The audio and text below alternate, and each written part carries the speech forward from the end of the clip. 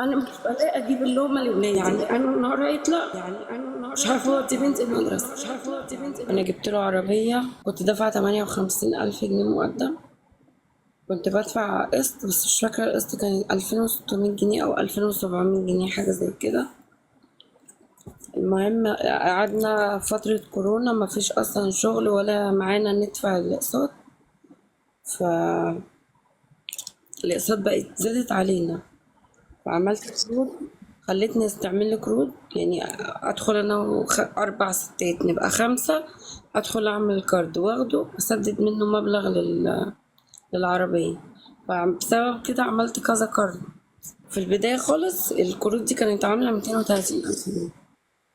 طبعا انا ما كانش عندي اي مصدر رزق لما هو مشي، سابني وطفش، خد العربية ومشي. طبعا لما انا خلصت قسطها، العربية بقت باسمي لان هو جايبها باسم، وانا القروض والفلوس كلها كانت باسمي، باسم اهلي والناس اللي حواليا. خد العربية ومشي. طبعا ولا في مصاريف للعيال، ولا في اي حاجة، ولا في جنيه بيدخل لعيالي. طبعا بسبب الموضوع ده بقيت اجيب اجهزة ابيعها واخد فلوسها، ادفع جزء للقروض وجزء باكلهم واشربهم بيه. طبعا حطيت دين على دين، المبلغ بقى كبر اكتر من 230,000. ناس على تيك توك ساعدوني ان هم سدولي 230,000 جنيه. لا انا عندي كل اللي عندي كاردين، هم اللي لسه شغالين. كل كارد واحد عليا فيه 14,000، واحد عليا فيه 15,000. بس الكاردين بأسامي ناس تانية هم اللي عاملينهولي.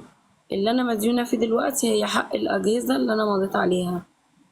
الناس رفعت عليها قواضي، 6 قواضي، من فلوس الأجهزة 78,000 جنيه. بس هم مش رافعين الوصولات بالمبلغ ده، يعني الوصولات على الأبيض. أنا في واحدة رفع عليا 1,100,000، هو كل المبلغ.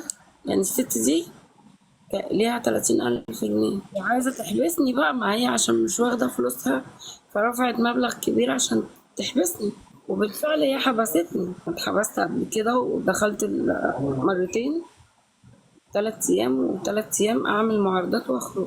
78,000 أجهزة و30,000 كروت اللي هي بأسامي ناس تانية، وده طبعا عامل لي مشاكل. الناس دي تيجي تبهدلني عند البيت أصلا.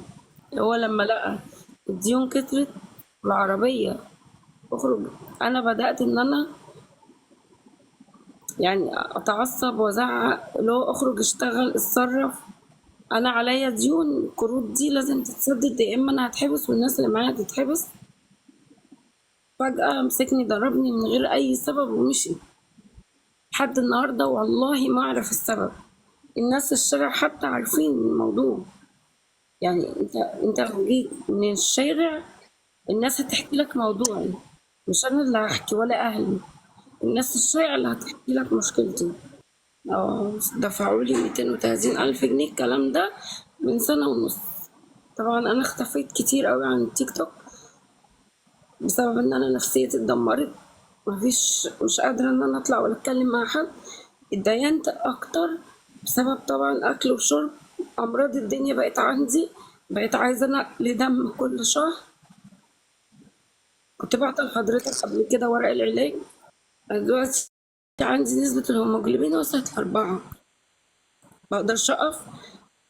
عندي مشكلة في ظهري وفي جنابي، في ورم بس مش عارفة ايه سببه. أنا قاعدة مع أبويا نصرف من معاش، أكل وشرب من معاش ربنا يخليك يا رب. من معاش أبويا مفيش أي حاجة تانية. لو كان ربنا يرزقني هنا بس بقدر إن أنا أجيب لهم أكل كويسة، أقدر إن أنا أودي بنتي المدرسة. غير كده يعني أنا النهار هيطلع مش عارفة أودي بنتي المدرسة. معايا 3، معايا ولدين وبنت، منهم ولد متأخر عقليا. اخواتي الصبيان الاتنين ماتوا، كان بيغسل كلى. معايا ورق وبقول لهم خدوا بطاقتي اكشفوا عليها، لو طلعت كدابة في كلمة ما حدش ساعدني. والله العظيم كل جنيه بيجي بحاول اسدد اللي عليا. انا السوبر ماركتات اللي حواليا كلها بقت ليها عندي فلوس. انا مش بلاقي اجيب اللقمة لولادي، مش عارفة اعمل ايه. ايوه انا قاعده في الشقه اللي تحت ابويا، هو بيت عيله. انا واخده الشقه اللي هي كانت بتاعت ستي، قاعده فيها.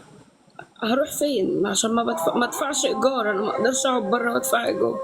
بمشي بعكاز دلوقتي، عايز اروح مكان.